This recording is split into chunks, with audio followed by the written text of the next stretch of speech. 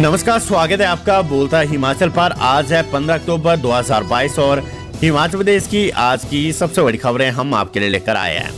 हमेशा की तरह आप इस वीडियो को लाइक कर दीजिएगा। चैनल पर नहीं जुड़े चैनल को आप सब्सक्राइब जरूर करें। हिमाचल प्रदेश में चुनावों का ऐलान हो गया है। कैबिनेट बैठक हुई, उसमें बड़े फैसले लिए गए। प्रधानमंत्री मोदी की रैली होने वाली थी, क्या खबर उससे जुड़कर आ रही है। और ओपीएस पर कांग्रेस ने बड़ा ऐलान कर दिया, क्या खबर है, इस पर भी पूरी जानकारी देने वाले हैं। टीएसटी भर्ती और पदोन्नति और इसके साथ ही कुछ तबादले किए गए, उसकी जानकारी भी हम आपको देने वाले हैं। तो लास्ट तक आप इस वीडियो को देखिएगा। वीडियो अच्छी लगे तो वीडियो को लाइक कर दीजिएगा और हमारे चैनल बोलता हिमाचल को आप सब्सक्राइब जरूर करें। पीस है आज की सबसे बड़ी खबर है।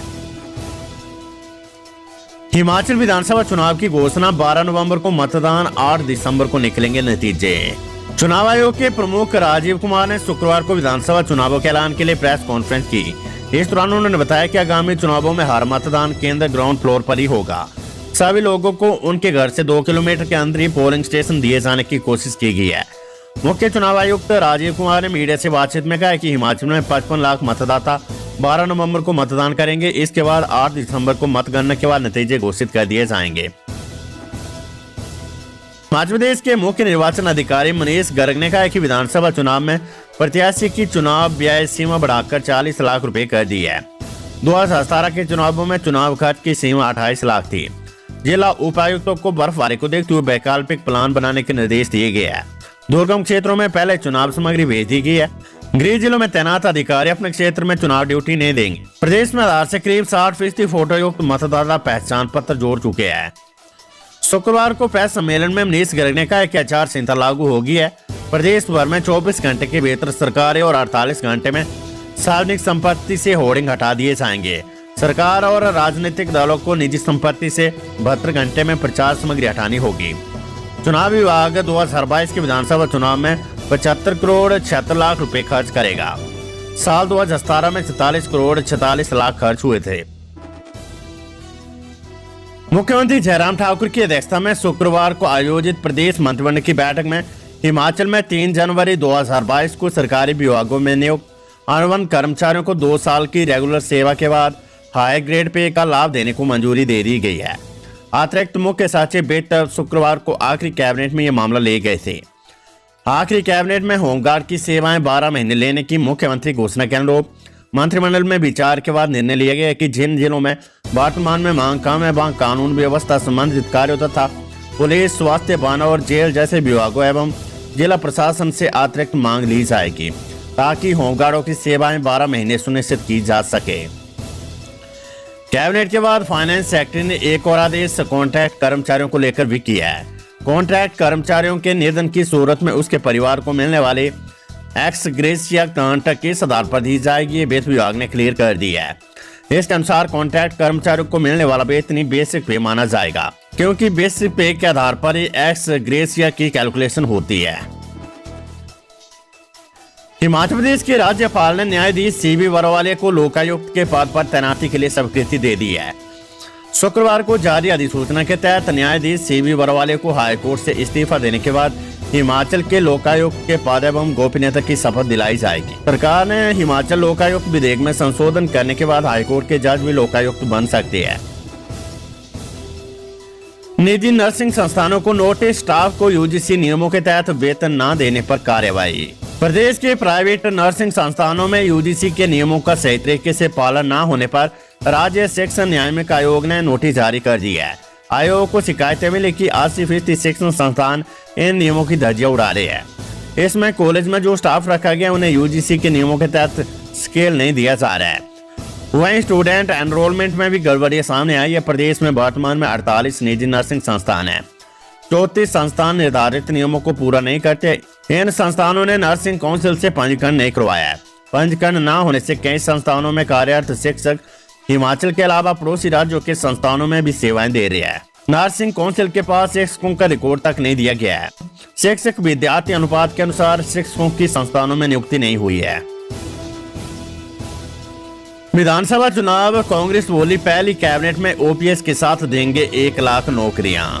कांग्रेस की राष्ट्रीय महासचिव प्रियंका गांधी वाड्रा ने शुक्रवार को सोलन में आयोजित परिवर्तन प्रतिज्ञा रैली में ऐलान किया कि हिमाचल में कांग्रेस के सत्तारूढ़ होने के बाद मंत्रिमंडल की पहली बैठक में ओल्ड पेंशन स्कीम लागू करने के साथ साथ 1 लाख युवाओं को रोजगार देने का मार्ग प्रशस्त किया जाएगा।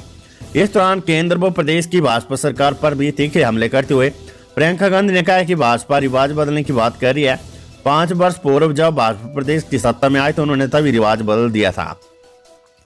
प्रदेश में कांग्रेस के मुख्यमंत्री डॉक्टर यशवंत सिंह परमार, डॉक्टर रामलाल ठाकुर और वीरभद्र सिंह ने हमेशा ही प्रदेश को आगे बढ़ाने में अपना योगदान दिया है। प्रधानमंत्री नरेंद्र मोदी की धर्मशाला में प्रस्तावित रैली फिलहाल स्थगित कर दी गई है। शुक्रवार को आदर्श आचार संहिता लगने के बाद यहां पहुंची एसपीजी को वापस बुला लिया गया है। वहीं प्रशासन की ओर से चल रही तैयारियों को भी रोक दिया गया है। कोड ऑफ कंडक्ट से पहले का कार्यक्रम सरकारी होना था, लेकिन अब प्रधानमंत्री नरेंद्र मोदी की रैली भाजपा को कुर्बानी होगी। ऐसे में अब नए सिरे से योजना बनाकर सभी संसदीय क्षेत्रों में एक बड़ी जनसभा हो सकती है। प्रधानमंत्री नरेंद्र मोदी की उन्नाव और चंबा के बाद धर्मशाला में 16 को बड़ी रैली करवाने की तैयारियां चल रही थी। शुक्रवार को सुबह पुलिस मैदान में बड़ी संख्या में पुलिस बल पहुंच गया था। उन्नाव और चंबा में ड्यूटी में तैनात सभी अधिकारियों और कर्मचारियों को सीधे धर्मशाला में रिपोर्ट करने को कहा गया था, जिसके बाद यहां तैयारियां शुरू हो गई थी। लेकिन अचानक से दोपहर को जब चुनाव आयोग द्वारा प्रेस वार्ता का आदेश आया तो प्रक्रिया ठंडी होगी और प्रेस वार्ता के बाद एसपीजी को भी वापस बुला लिया गया है। प्रियंका ने छोड़ा ओपीएस का ब्रह्मास्त्र, कर्मचारियों को आश्वासन, पहली कैबिनेट में ओल्ड पेंशन देगी कांग्रेस। परिवर्तन प्रतिज्ञा रैली से चुनावी हुंकार भरने वाली कांग्रेस ने 16% मतदाताओं पर निशाना साधा है। ओल्ड पेंशन इस विधानसभा चुनाव में कितना अहम मसला होगा, इसका अंदाजा प्रियंका गांधी की ओपीएस कर्मचारियों के समर्थन में लगी ब्रेक ने साबित कर दी है। कांग्रेस शुरुआत से ही अपनी प्राथमिकताओं में ओल्ड पेंशन को शामिल करती आ रही है और जो 10 गारंटी पार्टी ने चुनाव से पहले तय किए उसमें भी पहले नंबर पर ओल्ड पेंशन बहाल करने की बात को शामिल किया गया है। आज आएगी कांग्रेस उम्मीदवारों की पहली सूची, दिल्ली में होगा टिकटों पर मंथन। कांग्रेस उम्मीदवारों की पहली सूची शनिवार को सार्वजनिक हो सकती है। प्रदेश में आचार संहिता लागू होने के बाद कांग्रेस उन टिकटों को सार्वजनिक कर सकती है जिन पर कोई विवाद नहीं है। शनिवार को कांग्रेस केंद्रीय चुनाव समिति की बैठक दिल्ली में होगी और इस बैठक की अध्यक्षता राष्ट्रीय अध्यक्ष सोनिया गांधी करेगी। इस बैठक में करीब स्क्रीनिंग से पैनल के साथ भेजी गई सीटों पर मंथन होगा। हिमाचल में नामांकन के अंतिम दिन तक वोट बना सकेंगे युवा। हिमाचल में नामांकन के अंतिम दिन तक युवा वोट बना सकेंगे। भारतीय चुनाव आयोग ने फैसला लिया है। प्रदेश में 17 से 25 अक्टूबर तक नामांकन करने की तिथि घोषित की गई है। ऐसे में जो युवा 17 वर्ष के और 25 अक्टूबर तक 18 वर्ष के हो जाएंगे उन्हें अपना वोट बनाने का अधिकार होगा। चुनाव आयोग ने नए मतदाताओं के लिए इस बार वेलकम किट देने का फैसला किया है। मतदान केंद्रों में इन वोटरों का स्वागत किया जाएगा। आयोग ने बताया कि हिमाचल में 100 साल से ज्यादा उम्र के 1184 बुजुर्ग हैं। 723 स्वास्थ्य अधिकारियों के पदों के लिए हो रही भर्ती प्रक्रिया पर रोक लगाने से हाईकोर्ट ने किया इनकार। अनुबंध आधार पर नियुक्त 674 सामुदायिक स्वास्थ्य अधिकारियों को नौकरी से बाहर करने के लिए कोई कदम नहीं उठाए जा रहे हैं। सामुदायिक स्वास्थ्य अधिकारियों के 723 पदों को भरने हेतु जारी विज्ञापन से डरे अनुबंध आधार पर नियुक्त 674 संघ व अन्य डॉक्टरों की याचिका पर प्रारंभिक सुनवाई के दौरान राज्य सरकार ने ये बात हाईकोर्ट को बताई। मुख्य न्यायाधीश साजुमले सईद व न्यायाधीश जोसन अजवाल की खंडपीठ ने सरकार के इस वक्तव्य को रिकॉर्ड पर लाते हुए 723 सामुदायिक स्वास्थ्य अधिकारियों के पदों के लिए हो रही भर्तियों पर रोक लगाने से इनकार कर दिया है। अब मामले पर सुनवाई 1 नवंबर के लिए निर्धारित की गई है। सरकार ने बदले 4 एचएएस अधिकारी, 1 आईएएस अधिकारी को सौंपा अतिरिक्त जिम्मा। राज्य सरकार ने 1 आईएएस अधिकारी को अतिरिक्त जिम्मा सौंपा तथा 4 एचएएस अधिकारियों के तबादले किए गए हैं। इसके अलावा कुछ एचएएस अधिकारियों को अतिरिक्त जिम्मा सौंप दिया गया है, जबकि कई आदेश संशोधित भी हुए हैं। सरकार की तरफ से जारी आदेशों में निदेशक ग्रामीण विकास एवं पंचायती राज और आईएएस अधिकारी RS ठाकुर को Himachal Pradesh power transmission corporation के प्रबंध निदेशक का अतिरिक्त जिम्मा सौंपा गया है। एचएएस अधिकारियों में जिला पर्यटन विकास अधिकारी चंबा निशान ठाकुर को मेडिकल कॉलेज चंबा के अतिरिक्त निदेशक के पद पर तब्दील किया गया है। वे इस पद के अतिरिक्त दायित्व से मनीष चौधरी को भारमुक्त करेंगे। इससे पहले जारी तबादलादेशों में संशोधन करते हुए सरकार ने एचएएस अधिकारी पंकज शर्मा को आरटीओ मंडी का अतिरिक्त कार्यभार सौंपा है।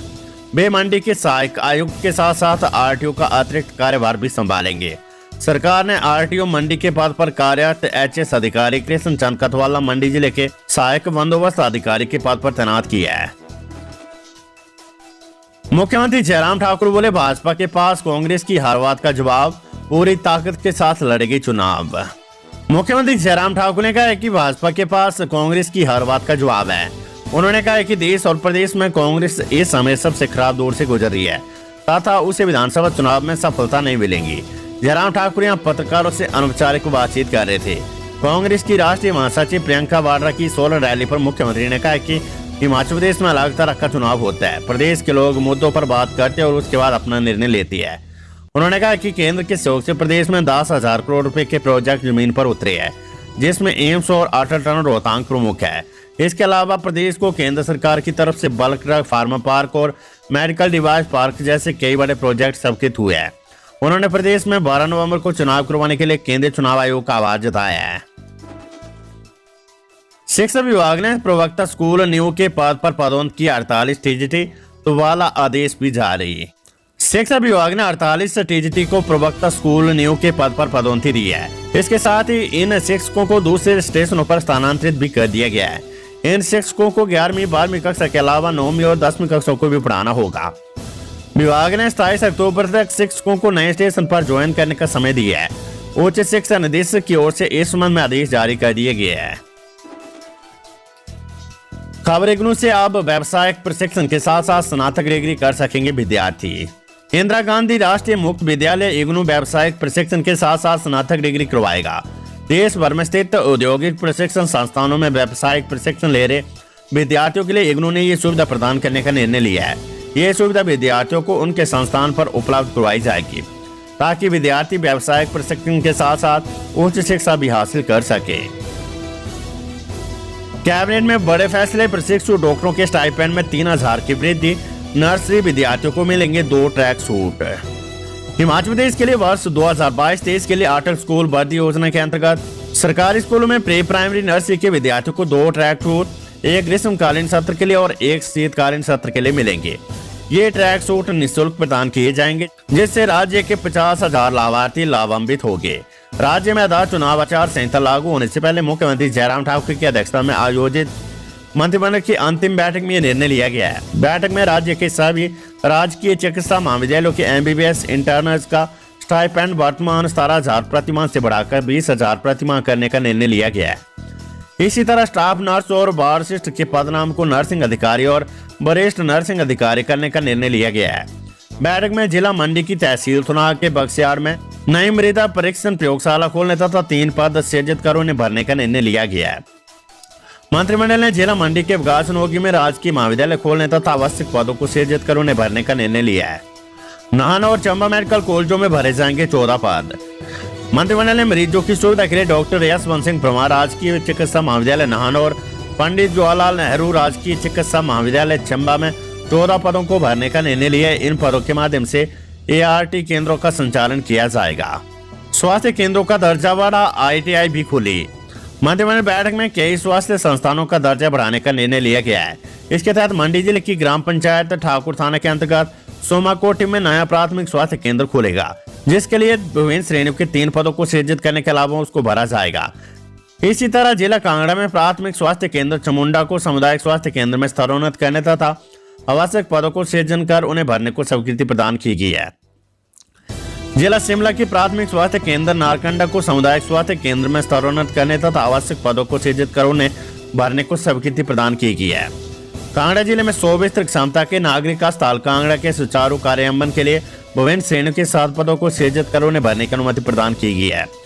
बिलासपुर जिले के श्री नैना देवी जी विधानसभा क्षेत्र के राजकीय औद्योगिक प्रशिक्षण संस्थान में प्रशिक्षुओं को सुविधा प्रदान करने के लिए नए विषय मैकेनिक मोटर व्हीकल और computer operator and programming assistant COP शुरू करने को स्वीकृति प्रदान की गई है। इसी तरह मंडी जिले की बल तहसील के हटगढ़ में नया औद्योगिक प्रशिक्षण संस्थान खोलने को स्वीकृति प्रदान की गई है।